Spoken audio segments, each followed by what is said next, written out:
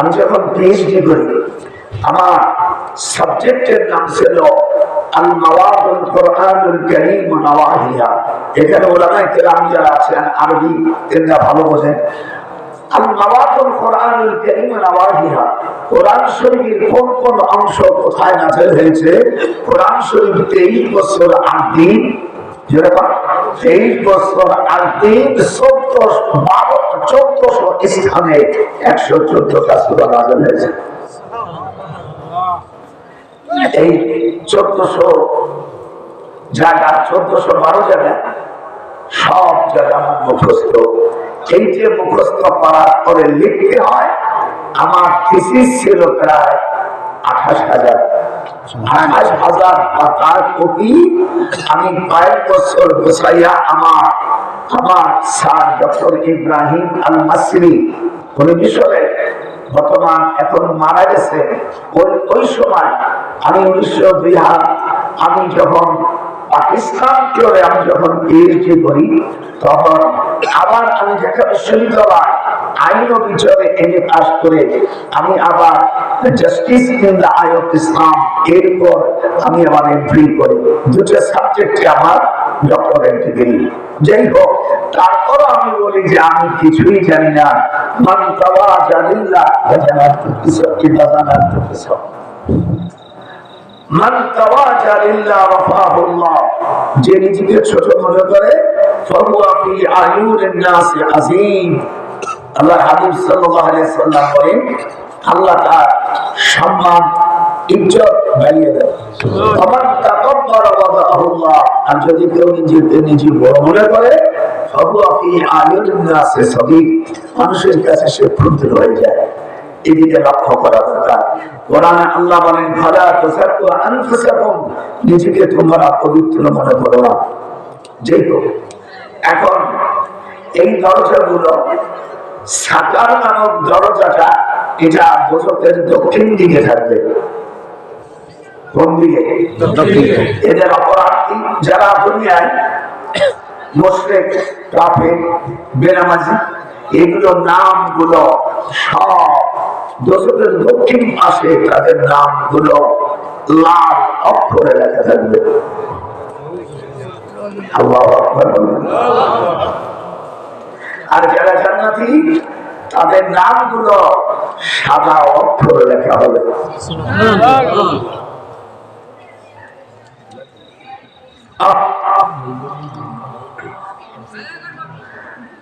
মা সালাকাকুম ফি সাকার, জিজ্ঞাসা করা হবে তোমরা এখানে কেন এসছো, এখানে তোমাদের আসার দরকারটা কি। তখন বেনামাজিরা বলবে, মুশরিক কাফেররা বলবে না, ওদের নাম একসঙ্গে থাকবে। ওরা বলবে কালু লাম নাকু মিনাল মুসাল্লিন, আমরা নামাজি ছিলাম না, আমরা সালাত আদায় করি। ফার্সিতে বলে নামাজ, আর আরবিতে বলে সালাত। আমরা নামাজ পড়ি। 2 নম্বর ওয়ালাম নাকুন নুত'ইমুল মিসকিন, 2 নম্বর অপরাধ, আমরা কোনদিন গরিবদেরকে আমরা খাবার দেই। 3 নম্বর ওয়াকুন্না নাহুযু মা'আল খাইরিন, আমরা 3 নম্বর যারা অন্যায় আলোচনাকারীদের সাথে আমরা যোগ দিতাম। ইসলাম ছাড়া যত দল আছে তারা ডাক দিলে সমবেত হতাম।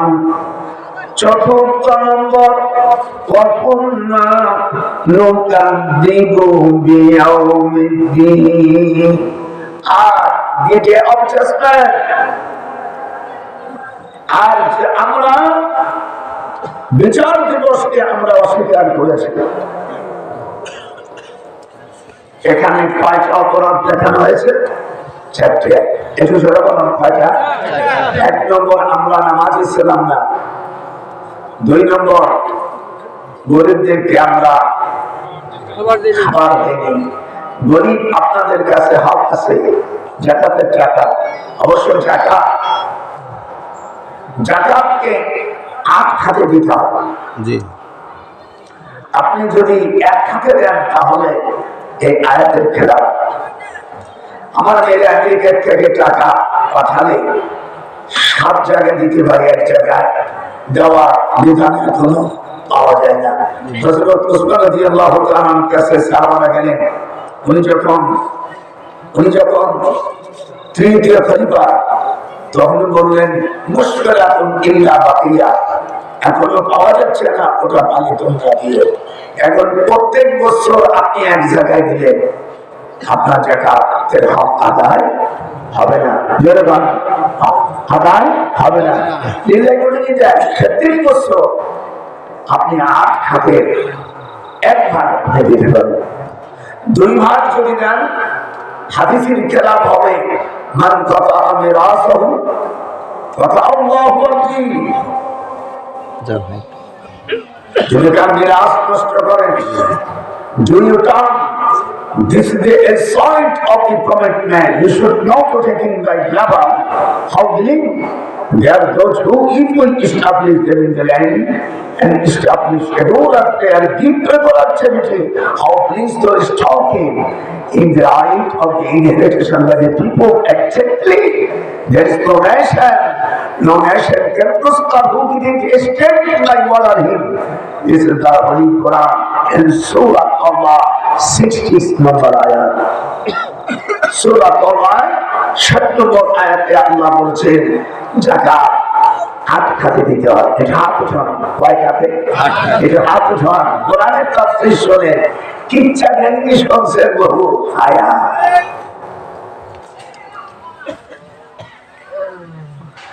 আমাদের দেশে এই যে তাবলীগ নিয়ে গন্ডগোল, আমাকে নিয়ে টেলিফোন করছে কাকা, আমাদের গোপালগঞ্জের ভাষা চাষারে কাকা। আমি বললাম স্বাস্থ্যমন্ত্রীর কাছে, আমি তো আপনি বলতে পারি না, ছোটবেলা তারা করেছি, আমি কি করি আপনি বলে। আমার তুমি স্বরাষ্ট্রমন্ত্রীর কাছে দিয়ে পরামর্শ করো। তবলিগ জামানা এখন গন্ডগোল লাগাইছে, 2 ভাগ হয়ে গেছে। আমরা প্রচলিত তবলিগ, এটা হলো দ্বীনি দাওয়াত। তাবলীগ কাকে বলে? তারা তাবলীগ বলে দাবি করতে পারে, কিন্তু মূলত এটা তাবলীগ নয়। তাবলীগ কাকে বলে? ইয়া আইয়ুহার রাসূল বাল্লিগ মা উনজিলা ইলাইকা মিন রাব্বিক। যদি তাবলীগ ভাইজানে যারা প্রচলিত আসেন, ওলামারা যদি বসেন আমার সাথে পরামর্শ করে, আমি আপনাদের ব্যাখ্যা ঠিক করে দেব। ইয়া আইয়ুহার রাসূল বাল্লিগ, এটা আমার হাতের সেগা। বাল্লিগ মা উনজিলা ইলাইকা মিন রাব্বিক, আপনার প্রভুর তরফ থেকে যাহা কিছু মানে কোরআনের সমস্ত হুকুম আহকাম। কোরআনের মধ্যে 5 রকম বিষয় আছে। কয় রকম? তাবলীগ জামাত প্রচলিত যারা তাবলীগ জামাতের নাম বলেন, আমি দুইখান পাই ধরি, আমি একজন মুহাদ্দিস হলো। আপনাদের মধ্যে যারা আলেম আছে, যাহা কিছু থানা শব্দ দ্বারা 28 রকম অর্থ।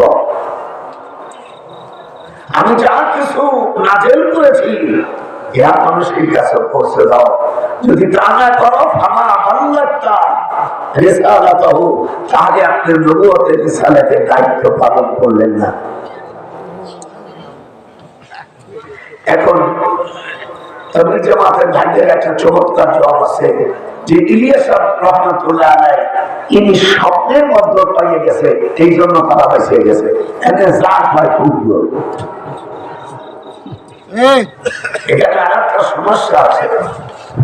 আল্লাহর হাবিব সাল্লাল্লাহু আলাইহি ওয়াসাল্লামের চাইতে বড় মুক্তি পৃথিবীতে আছে? হাত উঠে দেখান। তিনি বলেছেন, তিনি হাদিস শরীফে আমার নূরে মুজাসসাম, উনি বলেছেন কাবা শরীফ যদি কেউ জামাতে নামাজ আদায় করে আল্লাহ পাক তাকে 1 লাখ নেকি দেবে। আল্লাহ হাবিব বললেন নেকির আসল কত? 1 লাখ। মদিনা শরীফে 50,000। এরকম বাইতুল মুকাদ্দাস এরকম কথাবার্তা আছে, কিন্তু আপনারা 1 টাকা খরচ করলে 49 কোটি নেকি পাবে। এই মিথ্যাচার এটা কোনো জাল হাদিসের আওতায় পড়ে না। আমার মনে হয় এই সমস্ত কথাবার্তার কারণে পরিচালিত ইলিয়াস সাহেব তাবলীগ জামাতটা 2 ভাগে। তারপর আমি বলি, আমি জুবাইর আহমদকে বলছি, ভাই মুনতাকাব হাদিস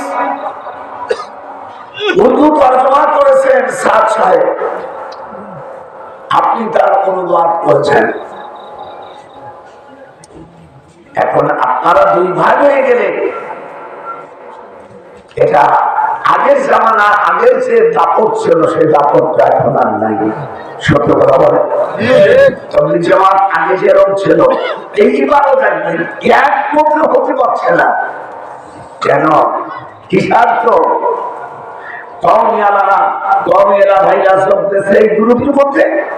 এখন বলছে সাদের এই দোষ ওই দোষ।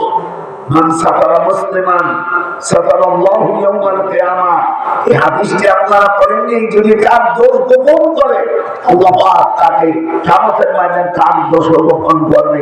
এই হাদিসের উপর আপনারা আমল করতে পারবেন না।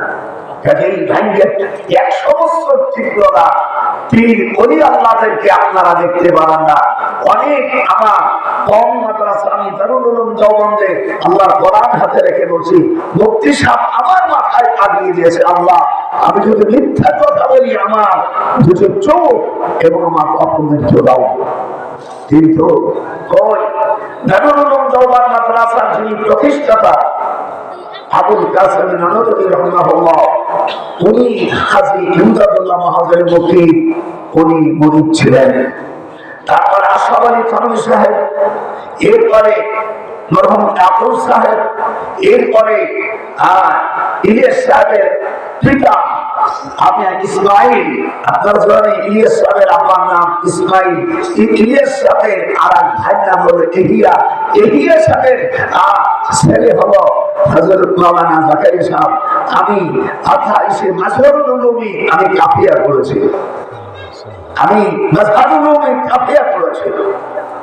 ওনার আমার উস্তাদ ইলিয়াস সাহেবের আপন ভাগিটা মাওলানা ইলিয়াস সাহেবের ছেলের নাম আল্লামা জাকারিয়া সাহেব, তিনি বুখারী শরীফে সরা রেখেছেন আরজিতে। এই জন্য আমি আপনাদের বলি, আমরা মিলাদ করা এটা ফরজ মনে করি না, এটা মুনাফ, এটা আমরা মুস্তাহাব হিসেবে, মুস্তাহাসান হিসেবে পালন করি। যদি কেউ না করে আমরা তাদের জোর করব না, কিন্তু বললে জাহান্নামী, মিলাদে কোরআন নাই হাদিসে নাই, এটা মিথ্যাচার কেন করেন? মিলাদের সম্পর্কে তিরমিজি শরীফের চলতে সানিতে 203 পৃষ্ঠার মধ্যে একটা অধ্যায় এসেছে, বাবু মাজা ফি মিলাদিন নবী সাল্লাল্লাহু আলাইহি ওয়াসাল্লাম আকবারু মিন্নি ওয়া আনা আকদামু মিনহু ফিল মিলাদ ক্বালা রাআইতু খাসকাত তাইরান ফিল ফিল আহদারা মুহিলান ক্বালা আবু ইসা হাযা হাদিসুন হাসান। আপনারা একটু চোখ খুলে দেখেন, আপনারা কোন দেশটাকে এরা ছোট ছোট ছেলেদেরকে মিলাদ পড়া না পড়া, বিধাত বাচ্চা ছেলেদের পড়া। এই দেশে সুদের ব্যবসা চলছে, এই দেশে বিপদটা চলছে। আপনারা আপনাদের মতন ওই ধরনের বন্ধুদেরকে আমি বলবো, আপনি কি কোনোদিন সুদ খাইলে হারাম হয়, তাহলে সুদ খোরদের টাকা আপনার মাদ্রাসা যাবে না, মাদ্রাসা আপনি এই যে কুরবানি আসতেছে বিরাট খানকি নিয়া কাগজ ছাপায় রেখে আপনাদের 4 লাখ টাকা মুক্ত হস্তে দান করেন, এটা কোথায় আছে কোরআন হাদিসের মধ্যে? আর সব চামড়া আপনি নেবেন, এটা শরীয়তের বন্ধনী আছে। লিল্লাহ বলি, কথা তো কোরআন হাদিসে কোথাও নাই।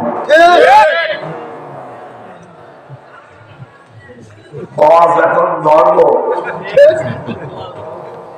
মনের ক্ষোভটা মিটে নাও। বুঝি জ্ঞান করা যাবে না। আপনি আবু দাউদ শরীফের 710 পৃষ্ঠার হাদিস লা তাকুমু কামা তাকুমুল আযম, হুজুর বলছেন আরবদের মতন দাঁড়াই না। আমি যদি আরবদের মতন দাঁড়াই, আমার কথা যদি এমনি আলোচনা, আমি হাদিস পড়াই, আমি মুহাদ্দিস মতন বক্তা না। এবার যে ৬২ বছর আমি বুখারী পড়াই, ৯৫ বছর যে ৯৬ করছে,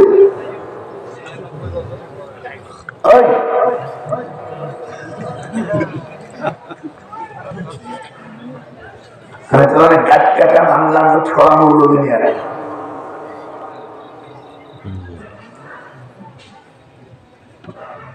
আবু দাউদ শরীফের চলতেছে আমি কিতাবুল আদব ৭১০ পৃষ্ঠা। হাদিসের রাবে ৩ জন, আবু আব্বাস, আবি মারজুক, আবু গালিব। একজন হলো মাজহুর রাবী, হাদিসের কোন সনদ খুঁজে পায় না।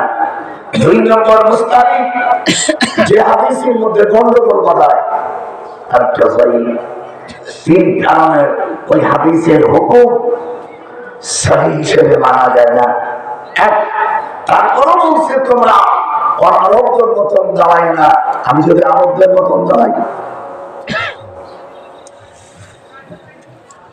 আচ্ছা ইস্তাগীর যদি ৩ জন স্বামী মিলে দাবি করে, কোনটা হালাল হবে?